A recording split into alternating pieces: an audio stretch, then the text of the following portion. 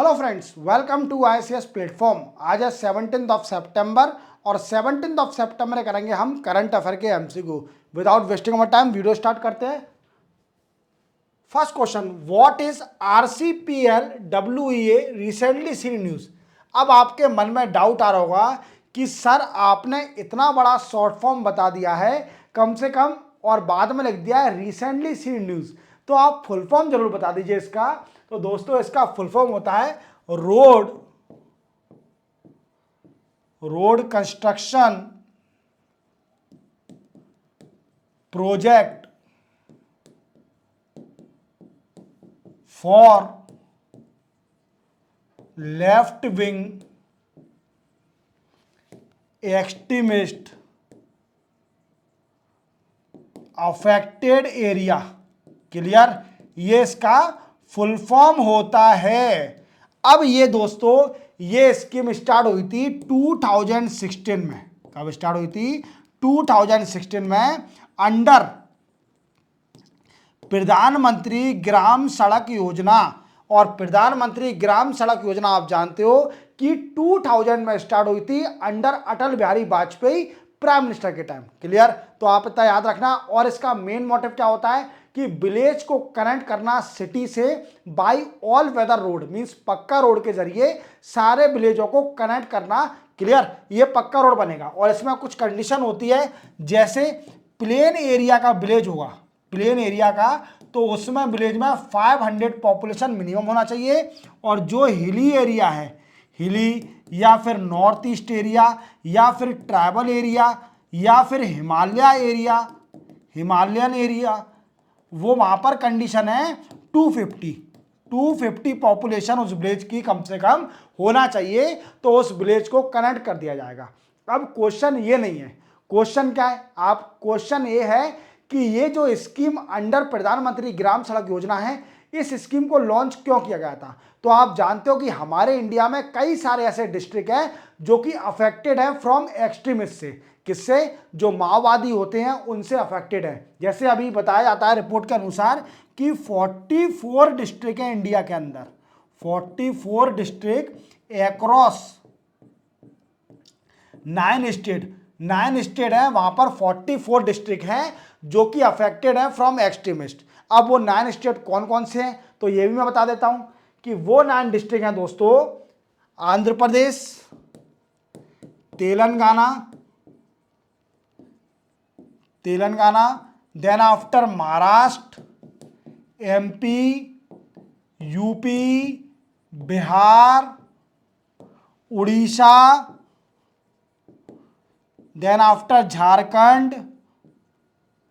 ये सारे डिस्ट्रिक्ट, जो सारे स्टेट हैं, इसके अंदर 44 डिस्ट्रिक्ट अफेक्टेड हैं फ्रॉम लेफ्ट विंग एक्सट्रीमिस्ट। किससे अफेक्टेड है? Left wing extremist. पर आप ये बताइए कि सर आप डिटेल में तो समझा रहे हो, पर मेन क्वेश्चन तो बताइए, जो मेन क्वेश्चन पे आइए। तो मेन क्वेश्चन पे आते हैं हम। इसका मेन मोटिव है कि जो अफेक्टेड डिस्ट्रिक्ट है वहां पर रूरल रोड बनाना। क्या बनाना? रूरल रोड बनाना, ऑल वेदर रोड बनाना, that benefit to the extremist को डेवलपमेंट। देखो माओवादी क्यों हैं हमारे इंडिया में, माओवादी और एक्सट्रीमिस्ट क्यों हैं? इसका एक मेन रीजन है कि उनको डेवलपमेंट नहीं मिल पा रहा है। वीकेंड से वो कहते हैं कि हमारे यहाँ पर रिसोर्स तो एक्सप्लॉयटेशन कर रहे हो आप, बट उसके बदले हमको डेवलपमेंट नहीं दे रहे हो। क्लियर, ये इनका मेन पॉइंट होता है। क्लियर, आप समझ गए।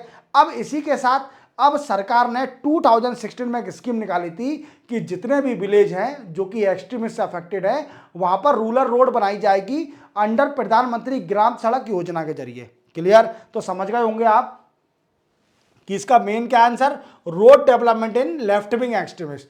अब देखो दोस्तों, एक और क्वेश्चन बनता है कि अमित शाह जी ने बोला कि हम लास्ट स्टेज पर हैं, जो फाइट है अगेंस्ट एक्सट्रीमिस्ट लास्ट स्टेज पर हैं, और 2026 तक हमारे देश से माओवादी और एक्सट्रीमिस्ट पूरा खत्म हो जाएगा।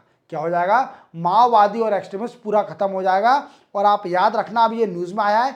अब ये आपके मन में डाउट आ रहा होगा कि सर ये तो बहुत पुरानी न्यूज है 2016 की, इसको अभी क्यों बता रहे हो आप? तो इसका मेन रीजन है क्योंकि इसको बजट अलोकेशन मिला हुआ है, इसका बजट अलोकेशन हुआ है 1000 करोड़ का। कितना अलोकेशन हुआ है? 1000 करोड़ का। और ये डबल अलोकेशन है। अगर देखा जाए तो पिछली साल इसको 500 करोड़ रुपीस मिले थे, अब मिला है 1000 करोड़ फॉर 2024 और 25 का, 2024 और 25 का। तो देखिए अब इसको डबल बजट अलोकेशन मिला है। तो एस्टिमेट जितने भी हैं, मेरा वीडियो देख रहे हो बच्चे और आप भी देखो, समझाओ, ये चीज़ें अच्छी नहीं है, बट डेवलपमेंट हो रहा है, हमारी इंडिया के खिलाफ लॉ एंड ऑर्डर बिगड़ता है। क्लियर? तो चलते हैं अपन नेक्स्ट क्वेश्चन पर। नेक्स्ट है, which ministry is planning to introduce artificial intelligence and machine learning. ये क्या है? Machine learning. और जानते हो आप कि आर्टिफिशियल इंटेलिजेंस और machine learning are both connected with each other. Means without artificial intelligence machine learning is nothing, and without machine learning artificial intelligence is nothing. Both are connected with each other. अब क्या है, ये question पूछ रहा है कि एक department है, वो क्या है, प्लानिंग कर रही है एक आर्टिफिशियल इंटेलिजेंस और we can say machine learning powered एक डैशबोर्ड बनाने के लिए। क्या डैशबोर्ड बनाने के लिए? डैशबोर्ड बनाने के लिए। वो कौन सा डिपार्टमेंट है? तो वो डिपार्टमेंट है दोस्तों, मैं आपको बता देता हूं, ministry of information and broadcasting. कौन सी मिनिस्ट्री है? Ministry of information and broadcasting. अब ये डैशबोर्ड करेगा क्या? तो दोस्तों इसका मेन मोटिव है कि जितनी भी गवर्नमेंट के इनिशिएटिव होते हैं उसको डिसेमिनेट करना। व्हाट आई मीन्स, उसको फैलाना, स्प्रेड करना। क्या करना? To disseminate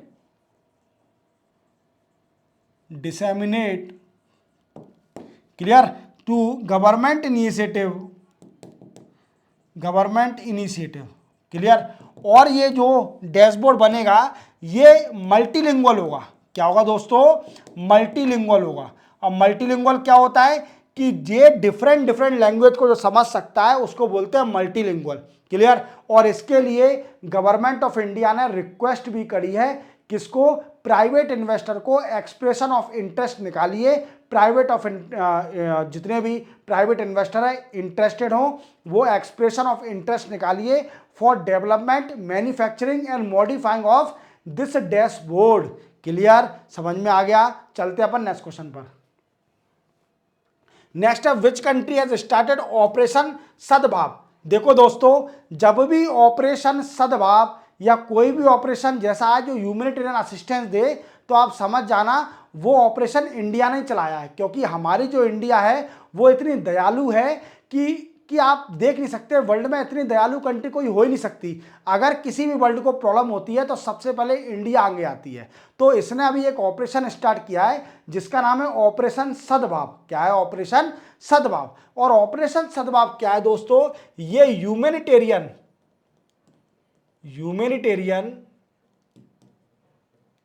assistance and disaster relief. क्या है दोस्तों? ह्यूमैनिटेरियन असिस्टेंस और डिजास्टर रिलीफ है। अब ये क्या होता है दोस्तों? ये किस कंट्री को दिया है ह्यूमैनिटेरियन असिस्टेंस और डिजास्टर रिलीफ? ये 3 कंट्री को दिया है इंडिया ने। पहली है लियोस, दूसरी है वियतनाम, तीसरी है दोस्तों म्यांमार। अब इसमें हो क्या गया ऐसा कि इनको ह्यूमैनिटेरियन असिस्टेंस दिया जा रहा है? तो दोस्तों एक याद रखना, एक पैसिफिक ओशन में एक टाइफून आया है। क्या आया है? टाइफून आया है जिसका नाम है येगी। याद रखना, येगी आया है, योगी नहीं, येगी। आप सीएम लिख जाओ, योगी लिख जाओ, ये येगी है। टाइफून का नाम क्या है? येगी। और इससे क्या हुआ है, इन 3 कंट्रियों में फ्लड आ गया और इससे कई सारा डिस्ट्रॉय हो गया। तो इसके लिए इंडिया सबसे आगे आई और ऑपरेशन सद्भाव स्टार्ट किया और इनको ह्यूमैनिटेरियन असिस्टेंस और डिजास्टर रिलीफ देगी तीनों कंट्रियों को। और इसी के साथ इनको definitely water can, kitchen utensil, जितने भी बर्तन होते हैं खाने के, इवन क्लॉथ के साथ क्या क्या देगी, जितने भी खाने की चीजें होती हैं, फूड्स, ड्राई फ्रूट्स, ये सब दे रही है। क्लियर? और एक और बात याद रखना, पैसा सबसे मेन बात होती है। पैसा कितना दे रही है इंडिया? ये तो ठीक है पैसा। तो दोस्तों याद रखना कि 1 मिलियन डॉलर असिस्टेंस दिया जाएगा टू किसको? वी कैन से वियतनाम को दे रही है, वियतनाम कंट्री को $1 मिलियन असिस्टेंस, और 1 लाख डॉलर दे रही है लियोस को। किसको दे रही है? इंडिया लियोस को ह्यूमैनिटेरियन असिस्टेंस दे रही है। और ये क्या है? इंडिया ने स्टार्ट किया है ऑपरेशन सदबा। तो याद रखोगे। चलते अपन नेक्स्ट क्वेश्चन पर। नेक्स्ट क्वेश्चन है which country host G20 agriculture minister meeting 2024। देखो दोस्तों, अगर जो 1 साल का बच्चा होगा और 2 साल का बच्चा होगा तो उसको भी पता होगा कि G20 की मीटिंग जो 2023 की मीटिंग थी वो इंडिया ने होस्ट करी थी। अब आपके मन में डाउट आ रहा होगा कि सर आप कैसी बात कर रहे हो, बच्चों को कैसे पता होगा? क्योंकि इंडिया ने G20 मीटिंग जब होस्ट करी थी 2023 में, तब इतना प्रमोशन किया था इसका, इतना एडवर्टाइजमेंट किया था, हर फेयर, फेस्टिवल, आर्कियोलॉजिकल साइट, आप कहीं भी जाओ तो आपको G20 का बोर्ड जरूर मिल जाता था। क्या होता है? G20 का बोर्ड जरूर मिल जाता था कि इंडिया होस्ट करने जा रही है G20 की मीटिंग इन 2023। क्लियर? अब इसकी जो होस्टिंग है वो ब्राजील पे चली गई। क्या हो गया दोस्तों? ब्राजील कंट्री अब 2024 में G20 की मीटिंग को होस्ट करेगी। क्लियर? अब इसी के साथ एक और बात याद रखना कि इसको होस्ट तो करेगी ब्राजील। अब ब्राजील के अंदर G20 की एग्रीकल्चर मिनिस्टर मीटिंग भी हुई। क्या हुई? ब्राजील के अंदर एग्रीकल्चर मिनिस्टर मीटिंग और कल्चर मीटिंग, अब सारी मीटिंग होगी, गवर्नेंस मीटिंग, अब एग्रीकल्चर मीटिंग, सब मीटिंग होगी। ठीक है? तो याद रखना अब ब्राजील में हर मीटिंग होगी क्योंकि ब्राजील होस्ट करने जा रही है G20 ministerial meeting, final G20 meeting in 2024 hosted by Brazil. Clear? अब ब्राजील में होने वाली है। अब इसकी एग्रीकल्चर मिनिस्टर मीटिंग हुई जिसमें इंडिया भी गई थी। इंडिया ने जर्मनी, USA और UK, इटली, ब्राजील, इन कंट्रियों से मुलाकात करी और climate smart agriculture,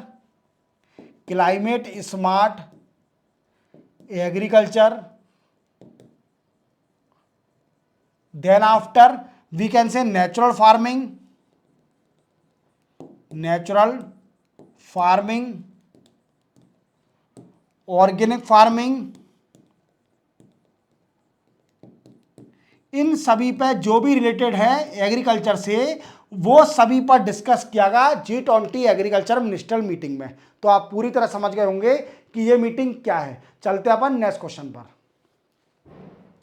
next question है recently which department has launch Bhaskar initiative.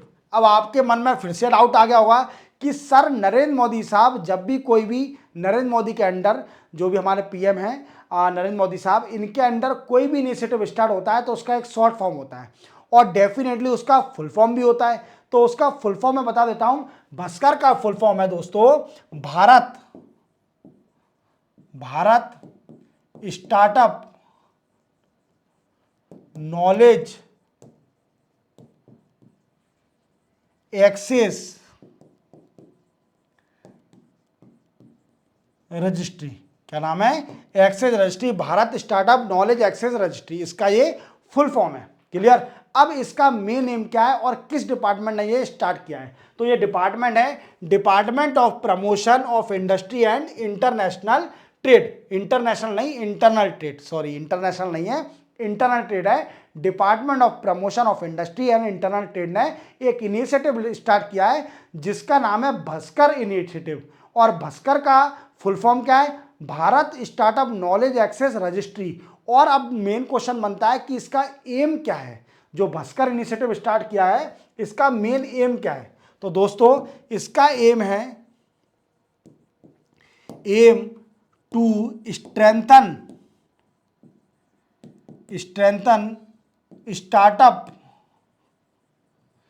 Startup ecosystem in India. तो याद रखोगे भास्कर इनिशिएटिव किसने स्टार्ट किया है? Department of promotion of industry and internal trade. इसी के साथ चलते अपन नेक्स्ट क्वेश्चन पर। Who inaugurate Samvidhan Mandir at industrial training institute in Maharashtra. देखो दोस्तों, आप इनको जानते होंगे, ये हमारे वाइस प्रेसिडेंट हैं जिनका नाम है जगदीप धनकर। क्या नाम है? जगदीप धनकर। ये वाइस प्रेसिडेंट है इंडिया के, और इन्हीं ने एक इनॉग्रेशन किया है संविधान मंदिर का। संविधान मंदिर बनाया गया है महाराष्ट्र के एक आईटीआई कॉलेज के अंदर। क्या दोस्तों, एक आईटीआई कॉलेज के अंदर जो कि महाराष्ट्र में है, वहां पर एक संविधान मंदिर बनाया गया है। अब इस मंदिर का मेन मोटिव क्या है? आपके मन में डाउट आ रहा होगा कि संविधान मतलब हमारे जो कॉन्स्टिट्यूशन है उसको हिंदी में बोलते हैं संविधान। तो संविधान मंदिर मतलब कॉन्स्टिट्यूशन टेम्पल बना रहे हैं। तो इसका मेन एम है to educate students about value of constitution and then after क्या जो आइडिया एजुकेट का idea and thought of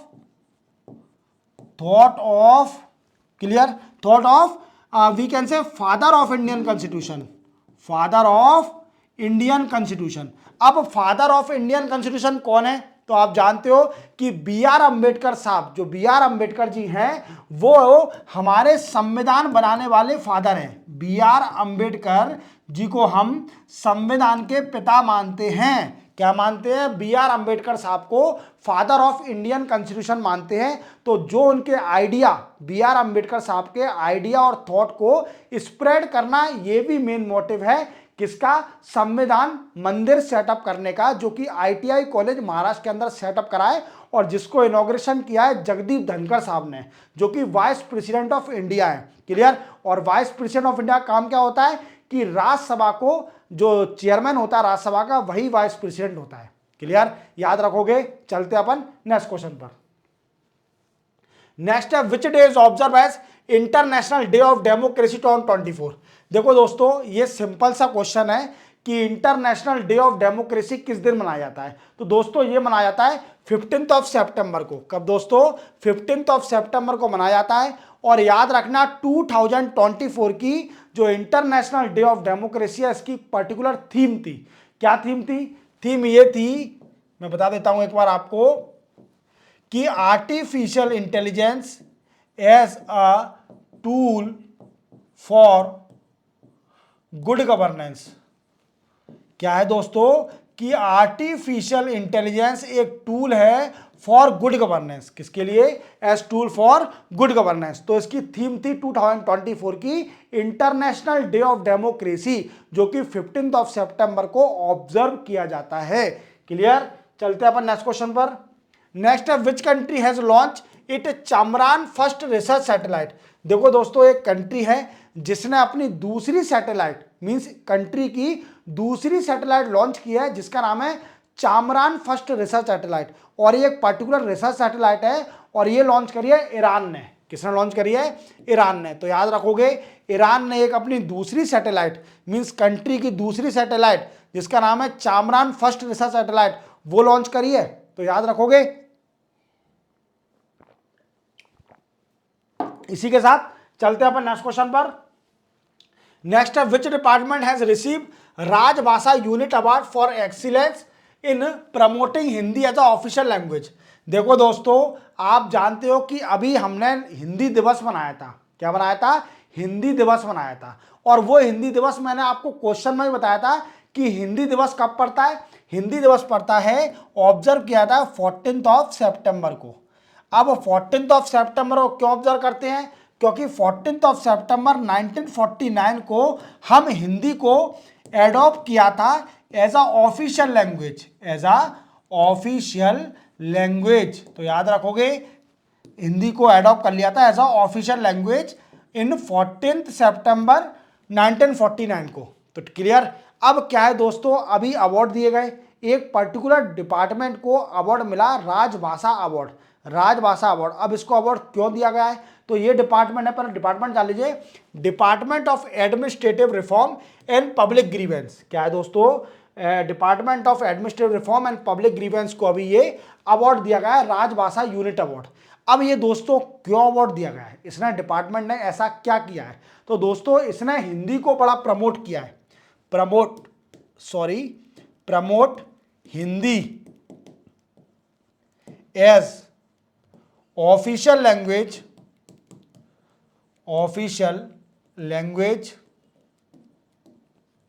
clear, promote Hindi as a official language as well as, इसने क्या करा डिपार्टमेंट ने, कई सारे हिंदी के वर्कशॉप कंडक्ट कराए, वर्कशॉप क्लियर।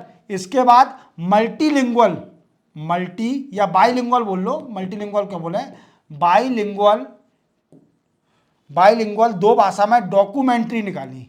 अब आपके मन में डाउट आ रहा होगा कि सर ये बताइए कि बाइलिंगुअल दो लैंग्वेज कौन सी, तो बाइलिंगुअल क्या है, हिंदी, एक हिंदी की डॉक्यूमेंट्री और दूसरी है दोस्तों इंग्लिश की डॉक्यूमेंट्री। किसकी डॉक्यूमेंट्री, इंग्लिश की डॉक्यूमेंट्री। अब आपके मन में डाउट आ रहा होगा ये फोटो देख के कि सर ये अमित शाह जी क्यों अवार्ड दे रहे हैं, जो हमारे होम मिनिस्टर हैं अमित शाह जी क्यों अवार्ड दे रहे हैं। तो दोस्तों जो लैंग्वेज होता है, लैंग्वेज का डिपार्टमेंट ये होम मिनिस्ट्री के अंडर आता है, ये भी रखना, जो लैंग्वेज का डिपार्टमेंट है वो होम मिनिस्ट्री के अंडर आता है। और आप जानते हो कि मिनिस्टर ऑफ होम अफेयर कौन है, अमित शाह जी हैं। क्लियर, चलते अपन नेक्स्ट क्वेश्चन पर। नेक्स्ट और लास्ट क्वेश्चन आज का, which day is observe as national engineering day 2024। देखो दोस्तों, अधिकतर जो 50 to 60% हमारे इंडिया की एडल्ट पॉपुलेशन है वो मोस्टली इंजीनियर है। इंजीनियर लोगों को ट्रिब्यूट देने के लिए ये दिन मनाया जाता है। क्लियर, और ये किसकी बर्थडे मनाया जाता है, आपको यही बताता हूं कि फादर ऑफ इंजीनियर किसको बोला जाता है, इंडियन फादर ऑफ इंजीनियर, तो उनको बोला जाता है विश्वेश्वरैया को, एम विश्वेश्वरैया जी को बोला जाता है। क्लियर, अब स्पेलिंग देख लेना, थोड़ा गलत हो गई होगी स्पेलिंग। क्लियर, पहली बार हुआ है। क्लियर, तो क्या है कि ये फादर ऑफ इंजीनियरिंग है, इनकी बर्थ एनिवर्सरी पर ही ये दिन मनाया जाता है और ये पड़ता है 15 सितंबर को। कब पड़ता है, 15 सितंबर को। और इस बार 2024 की थीम क्या थी, तो दोस्तों थीम भी जान लो इसकी, थीम थी इसकी इनोवेटिव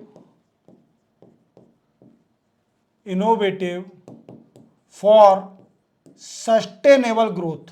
क्या है दोस्तों, इनोवेटिव फॉर सस्टेनेबल ग्रोथ, इसकी 2024 की नेशनल इंजीनियरिंग डे की थीम थी। तो याद रखोगे। इसी के साथ 17 सितंबर के करंट अफेयर के एमसीक्यू कंप्लीट होते हैं। चैनल को सब्सक्राइब और बेल आइकन प्रेस करना ना भूलना और वीडियो हमेशा पूरा देखना जिससे आपकी नॉलेज एक्सपांड हो। मिलते हैं हम कल, तब तक के लिए जय हिंद।